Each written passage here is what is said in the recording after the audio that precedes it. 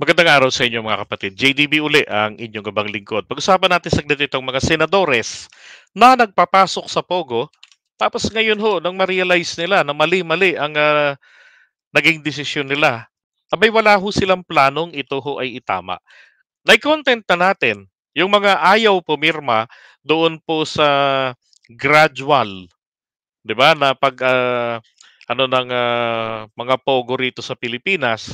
So eto naman po, etong mga senador natin, yan, sina Angara, Binay, Cayetano de la Rosa, Gatchalian, Go, si Amy Marcos, Manny Pacquiao, Pimentel, Grace Po, Recto, Revilla, Soto, Villanueva, Villar, Subiri. Yan. At si Recto ay nasa gabinete ngayon, no, Department of Finance ang hawak niya. So, ang mga gumawa po ngayon, ang mga nagbago ng kalooban rito, kung di nagkakamali, si Win Gatchalian, Pimentel, Bato de la Rosa, sino pa ba?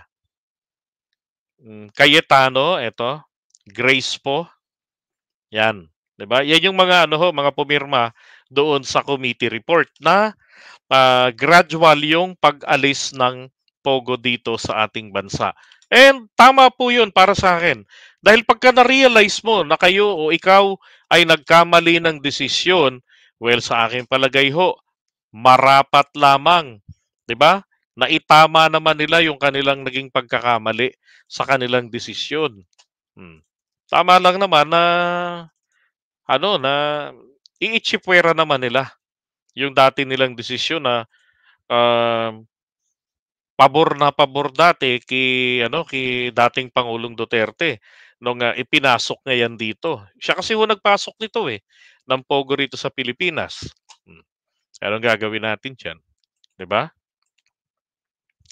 Oh, ito tingnan naman natin yung mga yung mga tawag diyan. Ito yung mga senadores. Ay, so ayun, ito ho yung mga pumirma. Ayan, para Eto, si Angara, yan, Jingo Estrada, Bongo, Tolentino. Ito yung mga ayaw pumirma. Yung gusto nilang manatili ang Pogo. Ayaw nila yung gradual yung pag-alis dito ng Pogo sa bansa natin. Kahit na po, grabe yung social cost nito. Okay? So, tandaan na po natin. Sino ba mga re-electionista sa mga yan?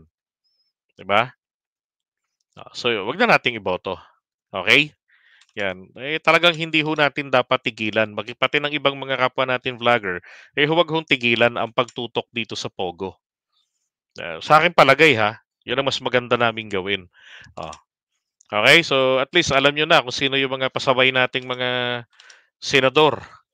At hindi na ho natin sila iboboto. Tama na, linisin na natin. Ito lang po maliwanag dito, nakatotohanan. Hindi po almost impossible na mabura natin o maalis ang Senado. Pero isa lamang po ang sigurado rito, pwede nating linisin ang lineup ng Senado. So maglagay tayo ng 12 senador na ibase natin sa kakayanan, hindi po sa political party, hindi po sa kung sino ang nagtaas ng kamay.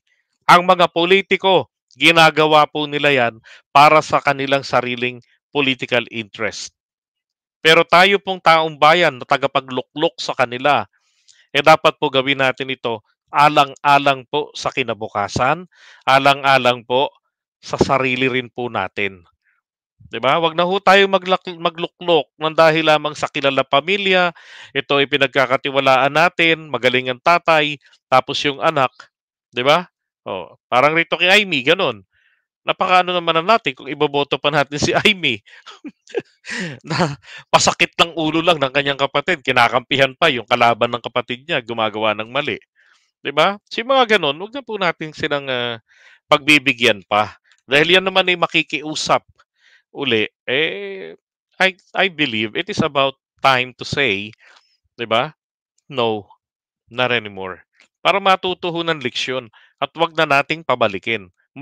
Ako'y naniniwala na ang Pilipinas hindi po tayo mauubusan ng mga magagaling, mga matatalino na mga leader.